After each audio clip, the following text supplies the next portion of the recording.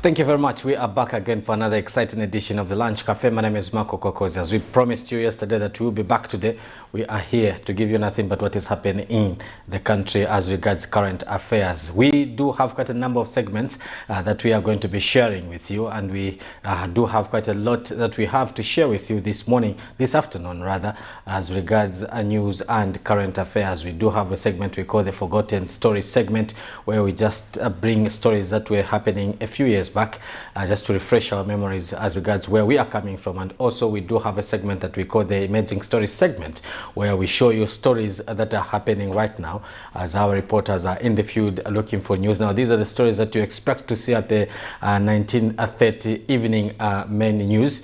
And also we do give you other segments like the interview segment, where we interview various people that come to discuss various issues affecting you and me in our communities. This is Camnet TV. We are broadcasting to you live on channel 274 on DSTV, channel 25 on GoTV, and channel 106 on Topstar. We are also live on our Facebook page, which is Camnet TV, and also our YouTube channel, which is also Camnet TV. So those are the platforms you can catch us on as regards this very wonderful program. So before we get straight into some forgotten stories, remember these are stories that happened a few years back. We just want to refresh your memories, and we just want you to have a picture of where we are coming from. So we do have some stories that we have prepared for you so that you can just refresh your memories as regards news.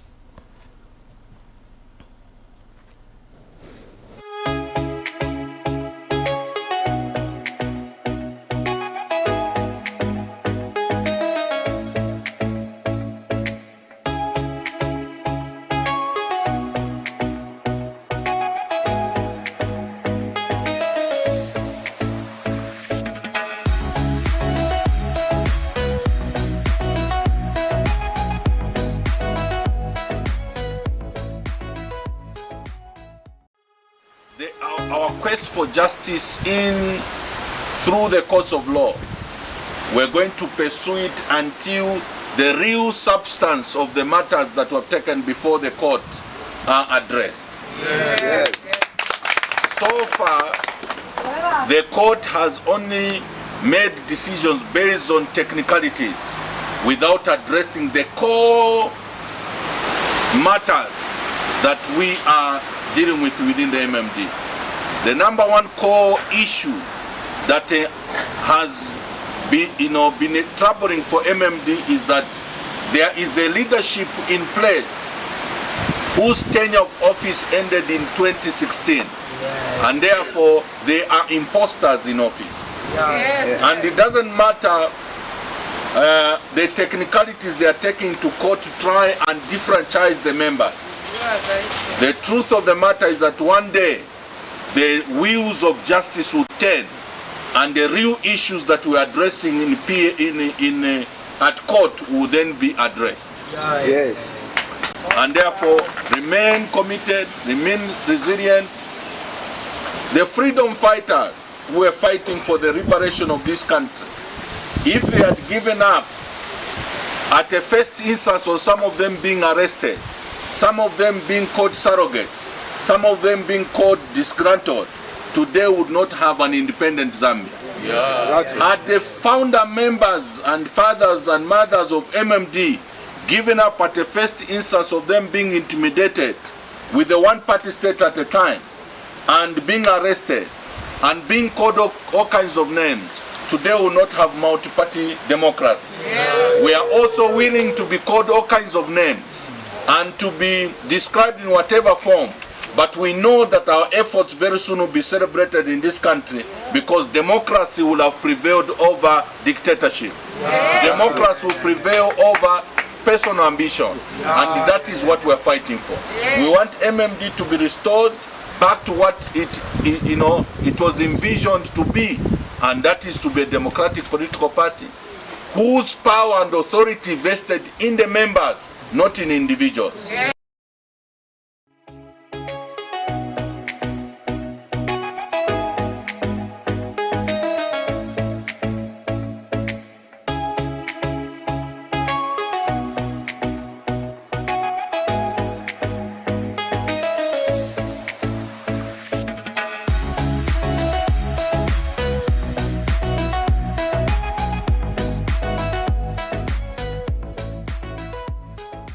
Traditional leader's voice is considered to be that of his or her subjects, meaning that when they speak, they should be heard. It is in this vein that they are considered as important partners not only in national development but uniting the country. Saturday morning, Paramount Chief Mpezani of the Ngoni-speaking people in Eastern Province appealed to traditional leaders across the country to ensure that all political events such as elections are held in a peaceful manner.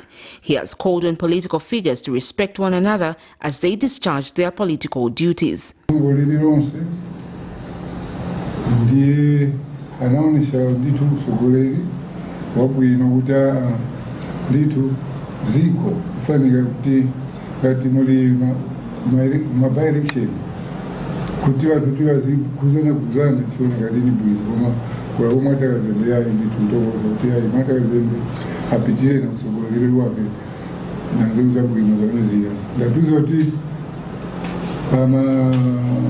Election kumachitika zvinhu zvosiyana-siyana peza kuti vantu vomuyatana chemutiyani mbatofutikira muniseo setazisogorera so apa nautonga kuti yaizvora kutochitika katikati konse. Members of the press, what His Royal Highness is trying to put across is that he's more than very happy with His Royal Highness Mwata Kazembe, the Northern Province. They had a by-election. Actually, they had by-elections in the Northern Province, and there were no any fights, no any violence. And His Royal Highness is more than happy that such a thing has happened in those chiefdoms, and is grateful to the loyal leadership that side, which saw to it that people were sensitized well and they didn't engage in any form of violence. So ndingakonga ngako kuti nditu tose tazisogorei tikati choncho muzambia kuti nditu pati mfumu ichitakwati manga ni nkhuku yundatira vanhu ali wonse kuti nkhuku ikaona ngati kopera kanyoni kacha kuti ikazatenge vana vake nkhuku ilechita bwanje imaleserera vana vake. So ndichifukwa chake mfumu fanire nayo izikhala choncho kuti monga momwe.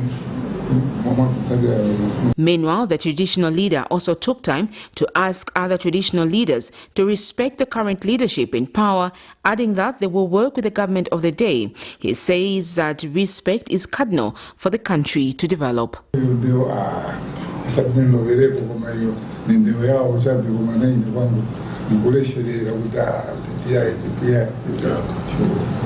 So, His Royal Highness, with that very good question, thank you, ZMDC.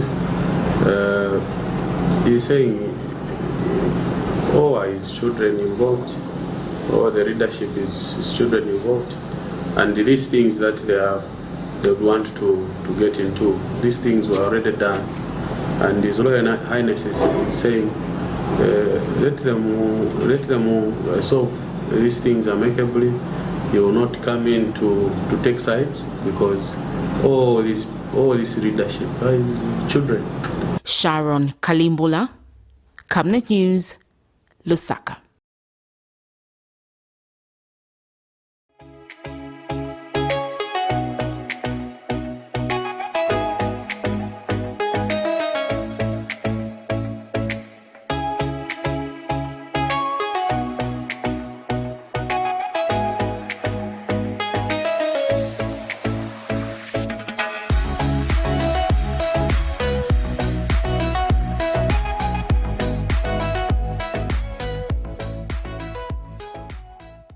There was a war of words at Concerned Citizen for Justice and Human Rights Organization after a distressed mother of 7 of Old Kanyama Township in the capital Lusaka narrated how a 56-year-old husband, identified as Roderick Nyoni, abandoned her and the children.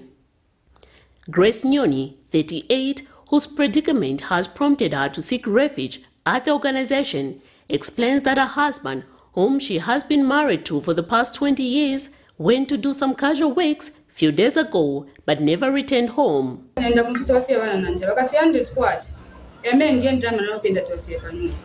nikutikira socha bilikuza tumabokoma tukawasa tujesera abana kuti bana bacu bankabali bendarama babo babeka bazitekanya drama mimi ni magulisa ngeni drama na magula kuti nokuja pano babo asocha babo kuja drama zani kulisa kuti ne pa nyumba bana sibaenda kusukulu bana bonse 7. To her shocking surprise, while she was heading to the market, she saw her husband, who had earlier informed her that he had traveled for work, coming out of a one-roomed house believed to belong to his 44-year-old girlfriend, Olipa Zumba. Vanikutizwa muna papaka mwanza. So chifundo cha munhu nisendera neke nenda kutoitorero.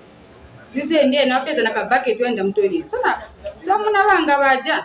Nepa namba konka naina pesa wachoke mutoilet. Wachoka mutoilet na vali ndiye vangena munyumba ni vangana.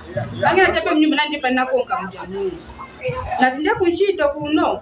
Bambo kamba ta. Natinde kunshito nifunza teke munde kunshito. Pesa nione pale munshito mwanamsenzo mimi ndiye na sekula tona inangena mjamu.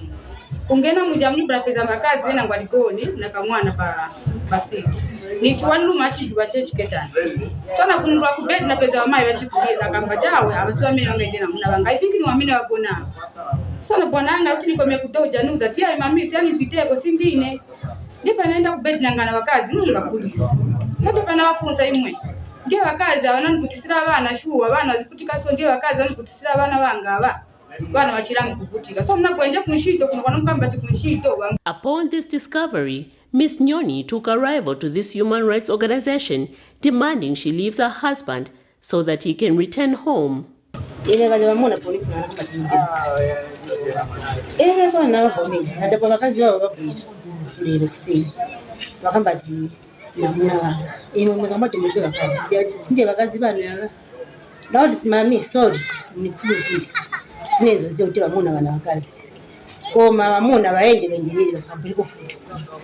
Meanwhile, the organization director, Richard Nkua, has described the increased wealth of some men abandoning their families, mostly in densely populated areas, as shameful.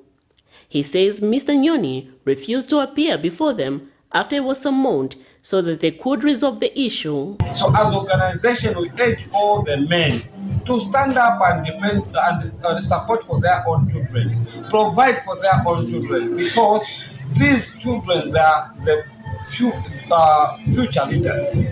If we don't support them now, meaning that we are not going to lay the foundation for them. The organization, however, has disclosed that it will ensure to solve this issue, just like its mandate of helping residents of Kanyama. Miriam Kemba, reporting for Camnet TV News.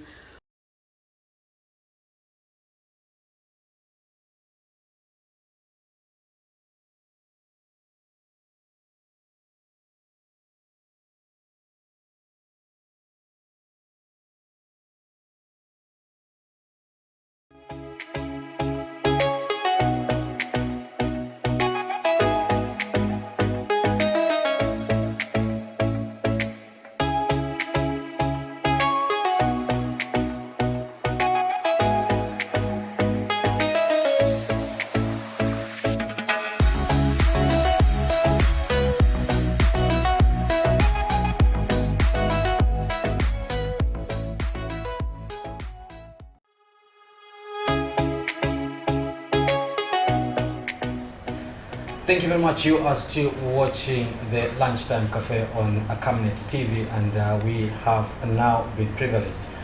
We have been joined by Mr. Brian Walia, who is the Vice Chairperson from VESCO, and we also have Mr. Godwin Mukonda, who is Chairman Planning also from VESCO, just to come and discuss various issues that we happening around the country. And we are going to be focusing on this discussion on the economy and how the economy can grow. Mr. Walia and Mr. Mukonda, thank you very much for agreeing to Camnet TV. Welcome to this interview. Thank you so much. Let's start from the budget. Recently, Finance Minister Stumbeko Msokotwane, Dr. Stumbeko Msokotwane, did announce the 177 billion kwacha budget to the House in Parliament. What do you make of this national budget as an organization? Yeah, I think that budget is one of the best budgets ever presented in the Republic of Zambia. And at the same time, I think it's in the line with the UPND manifesto. And you have seen the increment of even the CDF, and I think a lot of projects have been done through the CDF, and the people have benefited a lot from the CDF. I think it's an excellent budget. It's an excellent budget, but it just needs implementers to implement this budget. Mr. Mukonda, as an organization, what is your quick thought as regards the national budget? Yeah, totally. The national budget, the way it was presented and the like, we feel it's a nice budget. Yeah, totally. It's a nice budget on paper, but our wish and our prayer is the implementers should do likewise. Because if it is something that we have put on paper and it is not well implemented, then the predictions or the foresight which we have, what is which is documented, might not be the same way as it will be. So we just wish the implementation will be excellent and everyone will get committed and glued to that budget. And I think we shall achieve something different. You described this particular budget as an excellent budget, to borrow your words. But there are some sectors of society that feel that this budget is not proper. You, for example, have a proposed tax on mobile money transactions. Do you feel that this budget responds to the needs of the common Zambians? Yeah, because what the government trying to, I think, to do is to allow everyone to become part and parcel of governance. We are part of that governance. At the same time, the same mobile businessmen and women, they feel, because there be centralization, and you've seen that. Look at CDF; it is gone as far as a common Zambian. For example, these our brothers and sisters who are into carpentry, who are in welding, automatically they will feel that impact, which means that they're going to make in more money. You're saying that this government is not allowing the buying of this outside the district, or outside, maybe, for example, talk of outside Lusaka, or outside maybe of Mungwe district, or outside Kasama, which means there'll be more money in the district, and there'll be more money in the let me say there'll be more money in the district, and which means our brothers and sisters who are in the mobile business, this mobile business, they're going to be making a lot of money. And I think that's a way to go about this, and this we're going to build the economy of this country. Yeah. Mr. Mukonda, we see that pay has been raised to 5,100 kwacha. How does this help the common Zambian? Yeah, it does help the common Zambian. Why? Because that threshold which has been raised, it is something that would trickle down to the common man. Why? Because we as Zambians, or we as Africans, we are extended families and the like. So in short, if I'm a pillar in the family, maybe I'm working, it is not that it is just benefiting me, but it will benefit even someone who is close to me, someone who is dependent to me. So in short, what I could say is, it will trickle down to the last person. It is not just the upper member people, but I think everyone will feel the impact of that pay. And just in addition, you've seen what the UPND has done. This one, where it has brought money closer to the people. I still emphasize on the issue of the CDF. It has never happened in the history of this nation, and in that way, you find even the people will be encouraged, to set up something. Will not be sort of like dormant or waiting for for somebody to come and get employment. In short, UPND is trying to encourage people to become entrepreneurs, and also they are going to have access to the funds through the CDF, and I think that CDF has done a lot. CDF, many people have benefited from the CDF, and many people are testifying of the good thing about the CDF. So in that way, the common Zambian will feel part and parcel of the government. And at the same time, we have moved from the era where we used to think what the government can do for me. It's about what can we do also for the government. So it's a corporate, it's a teamwork which the government is trying to bring forth to the people of Zambia. How can citizens, like common citizens in these constituencies where this CDF is being dispersed, how best can they benefit from this 30.6 now that has been put as CDF? That's why the government is trying to, the government is trying to people to come up with the cooperative, like ours, Vasco. In that, when we are going to work together, we are going to develop this nation. But if people want to do into isolation, I think that will be very difficult. But if people come together, marketeers come together, they can access them. They can access the CDF. The businessmen and women, they come together, they can access this money. So if people are going to embrace the spirit of working together, there are many facilities, there are many shops, or there are many institutions which have been born through issue of cooperation. So people who are going to work together, automatically they are going to benefit from the CDF. Yeah, just to add on, I think the common man is benefiting from the CDF. One, initially what used to happen was then someone who is seated in Lusaka who decide on my own to say we need a school, and maybe even the contractors, they will come from here. They go and construct a school in Shangombo. So which means that money will come back here.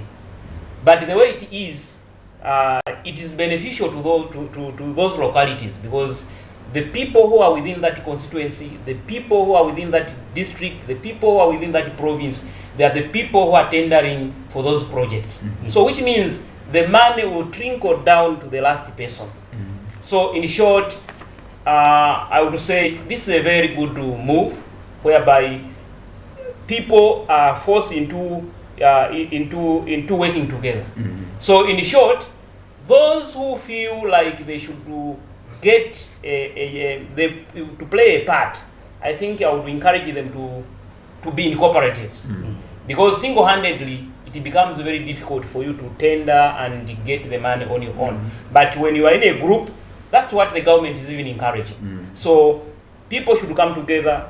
Even those who are not in cooperative and they can join our cooperative like the VESCO, which is nationwide, so that we forge ahead and do a productive thing together. Yes. So basically, it will totally trickle to a last man. At the same time, the government is encouraging people. It's encouraging the DC, it's encouraging the debts, that they should not be buying outside the district, within the locality, because we have got the builders within our localities.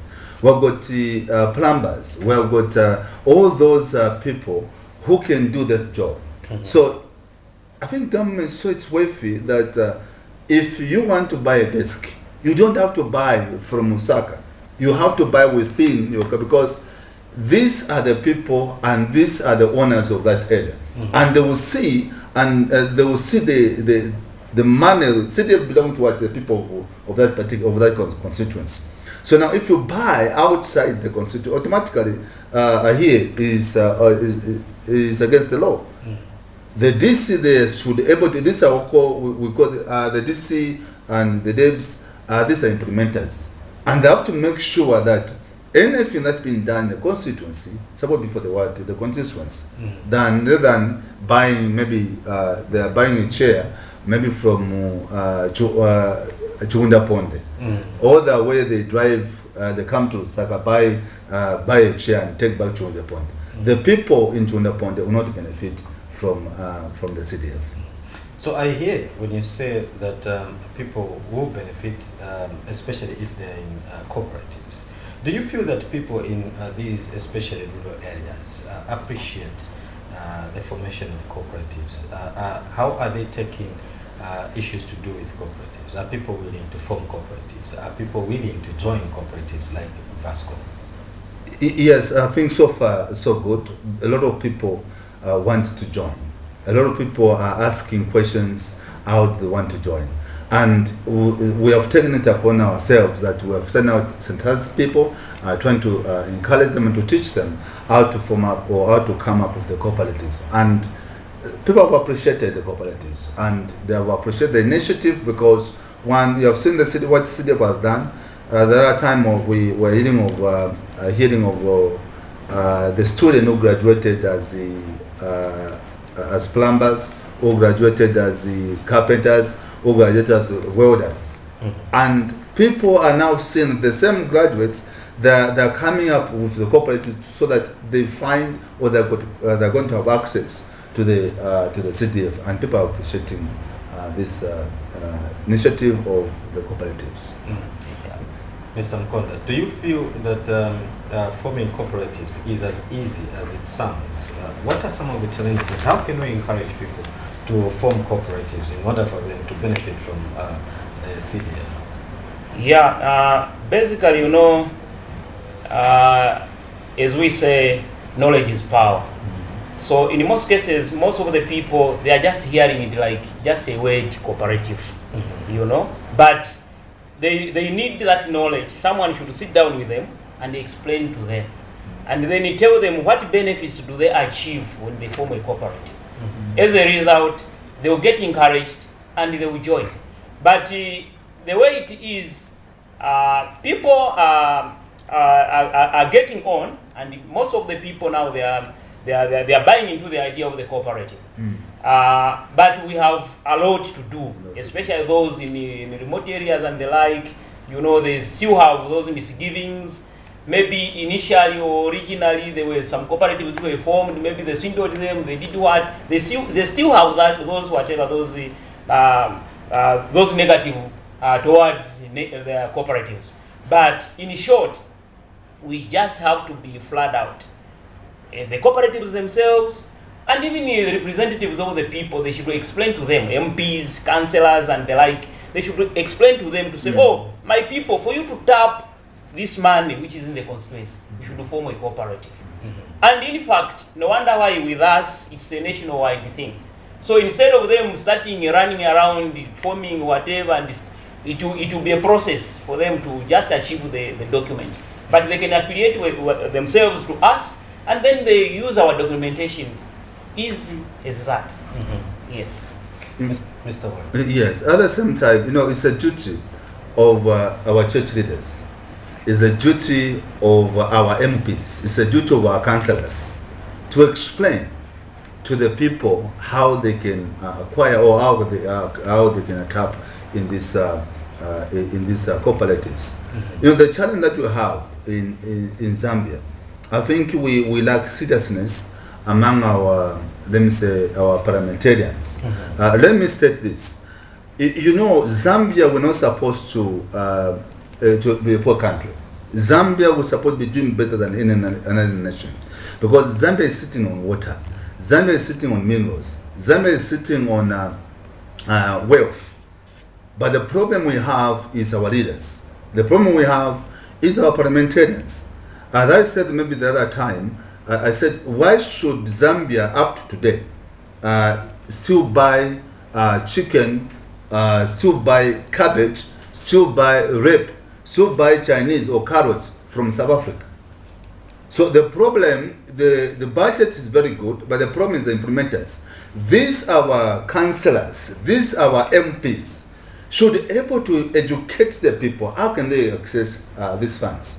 Let me just say a bit of, if we had laws, are we saying the chickens that we have in Zambia are better are not better chicken than the chicken which comes from South Africa.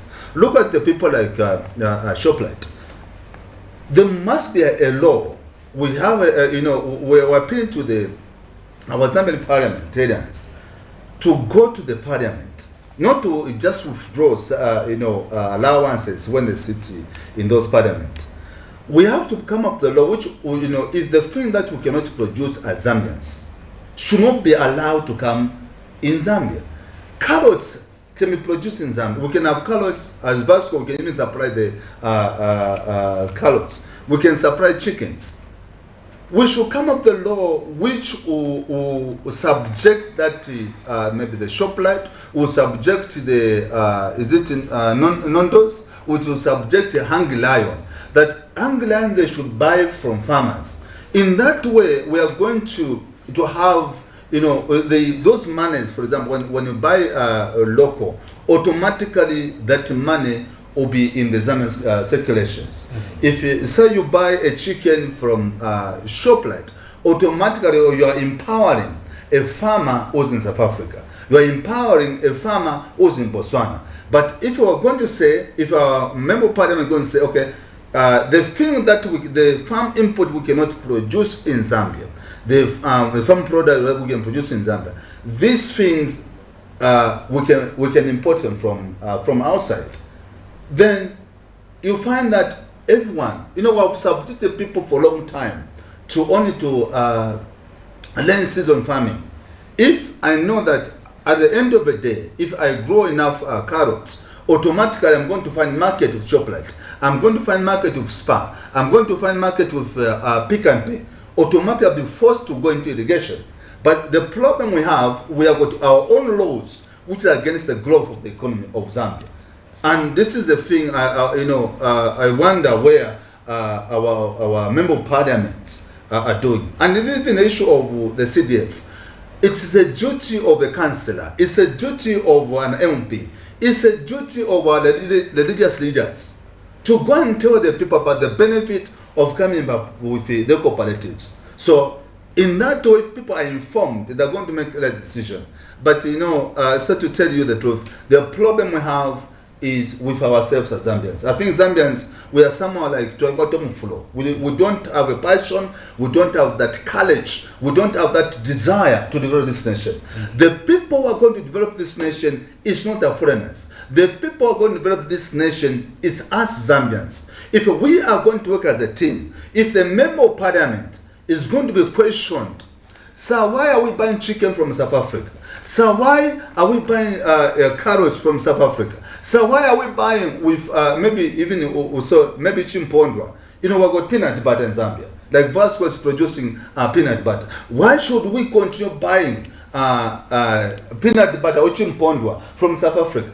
Why should we continue buying mineral water from South Africa when Zambians can produce they can produce what? We got water. Why should we buy water from South Africa? Are we saying the water that can be packaged in Zambia is not better? It's not the good water. So it's a duty. It's a corporate. You, even the media, you also have to go flat out, encourage the people about the importance of people having cooperatives. Now, you say that we have restricted our farmers to rain-fed agriculture. Yes, sir. What do you propose should be done to change that perception? As I said, we have first to go to Parliament. Mm-hmm. Parliament make laws that govern this nation. Mm-hmm. If Parliament, we can now come up with a law that if an investor want to come in Zambia, first, how to find out where are you going to buy your product? Who are the main suppliers? If they are saying you're going to contract and then abide to the laws of Zambia, then that investor is not qualified to come and invest in Zambia. The first question, who is your main supplier? Is it the farmer? Is it the Zambian farmers? If the investors agree to say, I'll be buying within Zambia, I'll be buying carrots, I'll be buying groundnuts from Malole constituents, I'll be buying chicken from Shangombo, I'll be buying this product from Zambia, then that investor will be allowed to operate and to invest in Zambia. But I don't know, maybe quite let me vernacular, maybe quite yamo. You know, it's corruption, where you want somebody a gem or so a gem. This is what is destroying the economy. Zambia is not supposed to be poor. Zambia is supposed to be the richest country in Zambia. But the problem we have is the parliament. We have not come up with the proper laws which guide the economy, which govern the economy of this nation. It's not fair. All the way, somebody come with the chicken and they come and start roasting chicken, and when we have got enough is the same feed which they feed those chicken. Maybe let me talk about South Africa, because South Africa, I think, is the major player in the issue of business, most business in Zambia. If you are buying local, our member of parliament want to appeal to you, maybe in case you are listening to this program. Why should we continue buying chickens? Why should we, we are pushing lion. You have been getting some employment for our brothers and sisters. But why should the Angry Lion continue buying chicken from their country? Because if you're Angry Lion, they're buying from the South African chickens, automatically the farmers who are supplying to Angry Lion are they benefiting, and they're also doing job. They're creating jobs for South Africans. While our own Zambians were only being turned into a feeding. Let me say we are consumers. We are not participating into the economy, and that's not fair for Zambia, and that's not healthy. So we are appealing to the member of the parliament. Let's come up with the laws which will help and heal the economy of this country. Mr. Mukonda, you wanted to? Yeah, I just wanted to chip in a bit over the farming setup, whereby we just wait for the rain fed and the like. I think the problem we have is the capacity or the capital capacity for us to have the irrigation and the like. And the other thing is the market. So in short, what I'm trying to say is, I think this deliberate move of cooperatives will end up alleviating such. Because when you are coming together, you and the resources are together, you can achieve something bigger. So there are a lot of these farmers you are seeing who are just cultivating maybe once. They're just waiting for the rain and the like. But if they were to be empowered, they come into a group and they are empowered, I think they can think other way and do the all-round irrigation and the like. And I think the lack of food will be the thing of the past. Yes. Yes. Yeah. Also, in that way, also, if we do that, for example, let me go back to the issue of coming to the laws. These farmers want to grow, but how are they going to grow carrots when they don't have the market? How are they going to grow enough maize when they don't have, when FRA just buy once per year? How are they going to grow or to go into irrigation? How are they going to borrow the money from the banks? And at the same time, even these banks, they should be flexible. The banks should be flexible where they can allow a farmer, allow maybe Vasco, if you want to go into maybe irrigation, they can take those irrigation machinery as surety. But we have got banks which are tightened all the corners of borrowing. And at the same time, those farmers, when they've got market, automatically they'll end up, they've got some of them that got machines, they've got tractors. But our banks are not supporting the economy of this country.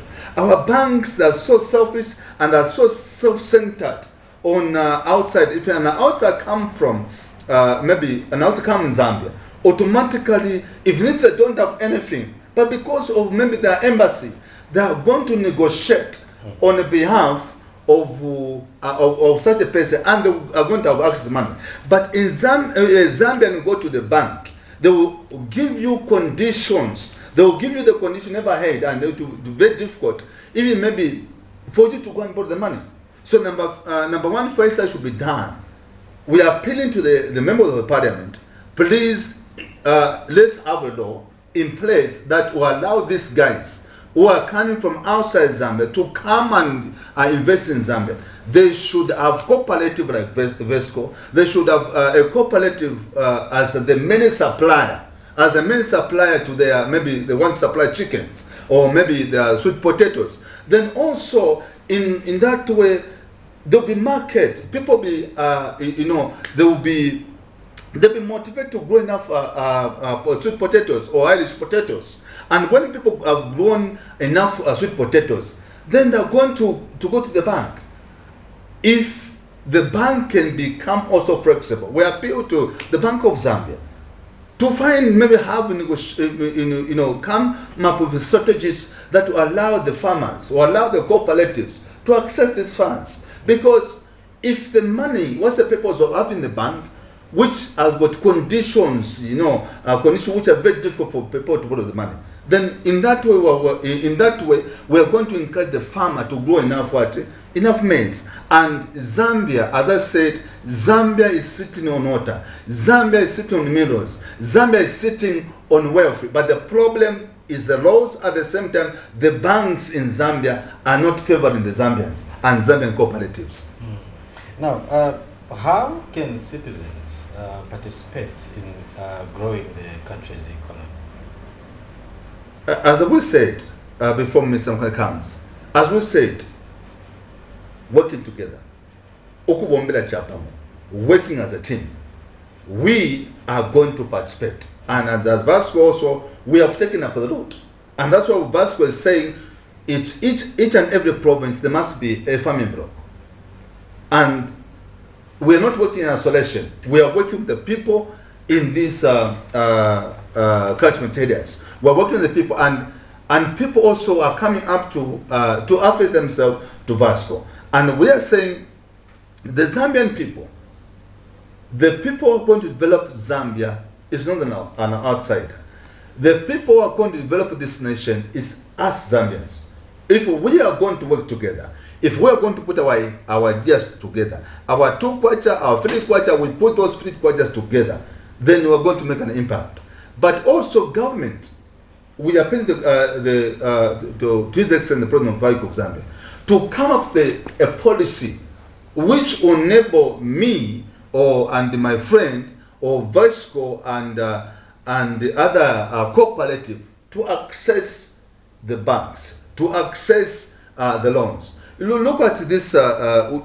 Why should we say? I don't know if you're maybe about there's a Chinese bank. Mm-hmm. Okay, the banks for China in Zambia, and the Chinese are able to move to go and borrow the money, and people are being given a contract. If a person be given maybe a contract, maybe by Lusaka's council, the bank should be able to take that contract as a surety or as a security. If the corporate been given maybe to supply water, maybe to Camnet TV, already there's an agreement. Now, if there's no provision for people to access, if banks have made so difficult for Zambians to access those banks with a little security, if the simple money lenders can do it, what is stopping our banks from doing it? Is because banks are not owned. The only bank I think we have in Zambia is Zanaco, our own Zanaco. If Zanaco can take it up, automatically we're going to our Zambians, they're going to participate in the economy, on the growth of the economy. We look at the markets. Let me say Lusaka's council or other municipal council around the city have been struggling to remove vendors in the street. It's a simple thing that can be done by introducing the bank or the bank should work in collaboration with the municipal council by introducing loans. And so the only condition they give, if you want to access the loan, if you want to access the loan in this loan money from the bank of from Indo Bank or from Zanaco, you need to market it within the market area, within the legalized market. And they put that condition, and the banks will be monitoring how these people are doing. And there was no need of involving the council police or chasing the people out. It's a simple thing that we would have done. So what we are saying, as first of all, let the banks come up, let it become flexible. That even as people want to, maybe they've got a contract to maybe to supply desk, maybe to Kabulonga girls or Kabulonga boys, or to St. Francis Secondary School in Malo constituency, or to supply the desk to Chitimukulu or Kanyanta Secondary School. They can work in the bank. I've been given this contract. And I want to supply. Would you help me? Then when they pay me, I'll come and bring the money. We don't have those facilities, and that's why I was saying the banks, through the banks and the Minister of SME, Minister of Small Scale, this ministry, they should work together, and automatically Zambians are ready to participate in the economy and the growth of this country. Just to add on, I think basically the common man or all Zambians could contribute positively to the growth of this economy. Why? The major route which is being encouraged is through cooperatives. You come together. For example, you are 10 of you. The other one has 5,000 kwacha. The other one has 5,000 kwacha. If you multiply the 5,000 kwacha by 10, it won't be 5,000 kwacha. So when you are putting your resources together and you put your ideas together, it will be very easy for you to do something which is bigger than what you thought of. Maybe on your own capital, you just had a 2,000 kwacha, which could afford you maybe to be selling vegetables. But if you put your money together, it will open up your mind, and you might even aim to do something which is greater. So the way to go now is to have cooperatives. The way to go is to work together. There's nothing like this one is a winner, this one will be a loser, and the like. But collectively, if we work together, totally we shall contribute towards the economy of this nation. But if we are divided, we won't. Single-handedly, we can't.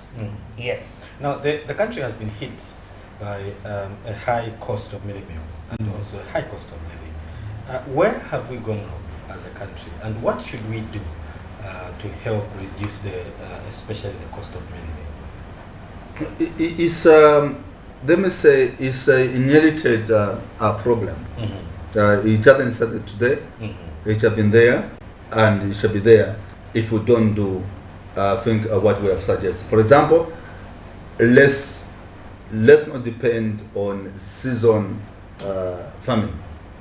Let's go into irrigation, because if we are going to irrigation, automatically we are going to improve the life of many Zambians. Let's encourage. That time the president, when he was at showground, let's encourage farming. Let's encourage farming, not just as maybe as Minister of Agriculture. We should be ashamed. I want to say that we should be ashamed. We should be ashamed that we should have this experience when we are sitting on enough water. We should be ashamed that we should have enough, enough sunlight in Zambia. We should be ashamed that we should have issue of not having enough food or enough maize in our country. The people who are feeling the impact of maize are you people here in Lusaka. The people in the villages, like let me talk about where I come from. I'm proud of my constituency. People are farmers. obunga bwa male, obunga bwa tute, obunga bwa masaka, soya, sorghum meal, cassava meal. These are foods of our forefathers to eat. Okay? But we have adopted a culture where we feel if you don't eat mugaiwa, if you don't eat breakfast, then you have not eaten. We can still survive. We have got enough food, millet. And the millet is very healthy. And this we're appealing also to the Minister of, I don't know if there's a Minister of, the Minister of Agriculture. Yes. To educate people about this other product, because it's not just maize. How did we survive before breakfast came in? How did we survive without people were depending on sorghum? And sorghum, I want to know what to BP. Never what to nani mugaiwa. What to if you are shani if you are BP. Never what to nani you breakfast. Those people in villages, they're not feeling the impact. What is need to be to educate people about other foods that we have, and at the same time, let's grow enough maize. Like also like in national service, they've started doing it. Where we have gone wrong is we have not spread the good news about finger millet. We have not spread good news about sorghum meal. We have not spread the good news about cassava meal. We have concentrated on maize. And if we don't have enough maize in the country, let's go for those products. But what are we going to do to answer your question?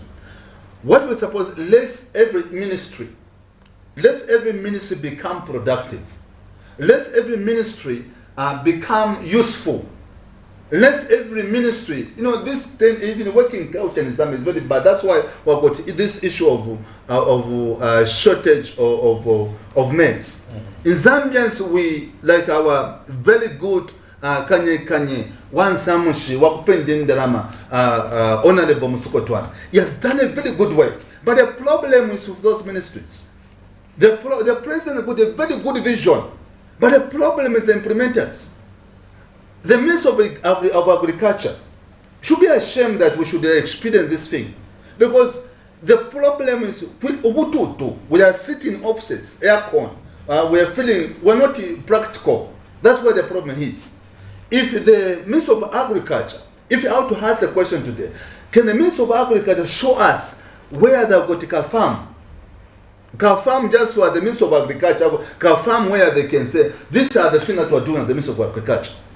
Look at the University of Zambia. They've got they're producing, they've got maize, they've got field of maize, they've got they're keeping cows. I always talk about Kafue Secondary School. Kafue Secondary School has brought history and has taught other schools to become practical. Any teacher will tell you they can be proud to go at Kafue Secondary School because the school is very practical. And the people now, the people like also maybe Kamwala Secondary School, they are adopting to the system of Kafue because they want to become practical. And the people are taking farming as part and parcel of their institution. So, to answer your question, let's become practical as Zambians. Let's become practical. Let's grow enough maize. Minister of Agriculture should be able to advise people. Yes, FRA should not be buying only only more October is when FRA now start appearing. No one to buy maize. FRA also should become practical. FRA should also have an alternative farms in a case that the farmers don't grow enough maize. FRA also should become a participant in farming, not just in buying. FRA has concentrated on buying, but not also, if they can, for example, will be secured. FRA should be able to have enough maize, and in that way, when FRA also is a participant, not just being as a buyer, they're going to have enough maize. Look at the Food Reserve Agency depots. Some of them are dormant. Some of them today, the only thing that you can find are cockroaches. It's because FRA is very dormant, and this people just want to sit in the office when you go for report for work. When you go for the report for work, as long as it's month end. Most of the problem we're talking about this, the working culture. FRA, Food Reserve Agency, Ministry of Agriculture, they should put up their socks. They should put up their socks and they should change their working culture.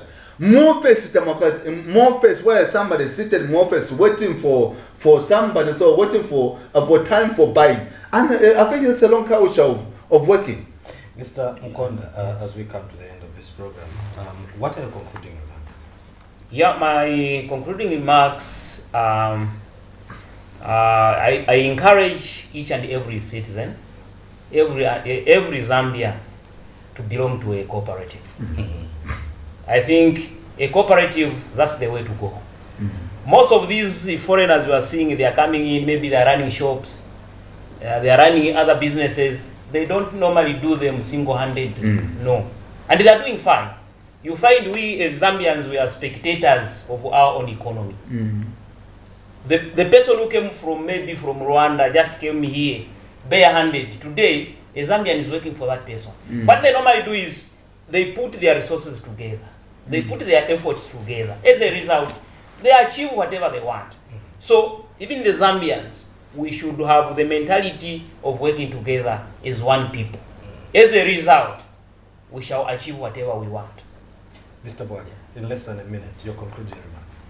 My next appeal to the Member of Parliament. Let's enact the law which will enable ShopLite, Pick and Pay, KFC, Hungry Lion to buy local. If we are going to buy local, we are going to encourage farmers to go into poultry. We are going to encourage farmers to grow enough, and the economy of Zambia will never be the same. Mr. Bwalya and Mr. Mukonda, we'd like to thank you very much for making an appearance on the Camnet Lunchtime Cafe. Thank you very much. Thank you, sir. You have been watching the Camnet Lunchtime Cafe, and we did have the honor of hosting Mr. Brian Bwalya, who is the Vice Chairperson for Vasco, and Godwin Mukonda, who is Chairperson Planning for Vasco as well, which is a cooperative that deals with farmers and, of course, mining. We, on that note, come to the end of today's Lunchtime Cafe. Don't forget to join us tomorrow again at the same time. But remember that we are now getting into the repeat of yesterday's National Matters. Have a blessed afternoon.